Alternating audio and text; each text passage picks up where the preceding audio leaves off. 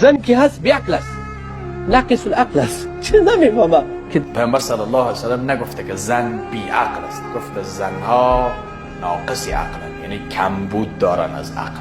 معنایش این است مرد در طول زندگی همه اهدافش را بر اساس عقلش انتخاب میکند، یعنی هر چی در زندگی اگر حرکت میکند، تلاش میکند، درس میخواند، تحصیل میکند، ازدواج میکند، کار دنیا میکند، کار آخرت میکند، بر اساس عقلش، یعنی از عقلش استفاده بیشتر میکند.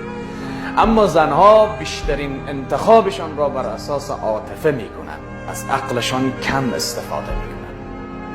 این معنی نیست که زنها بیعقلند. زن مادر است، زن همسر است، خواهر است، جایگاه بسیار عظیمی دارد در اسلام. یعنی معنایش این است که زنها در زندگیشان از عقلشان کم استفاده میکنند، بیشترین استفاده را از عاطفه ایشان دارند. همون عاطفه‌ای که سبب وسیله است برای انتخاب در زندگی. به آن لحاظ است که پیامبر صلی الله علیه وسلم فرمود زنها کم عقل است، یعنی از عقلشان کم استفاده میکنند. معنایش این است، معنای حقیقی و واقعیش.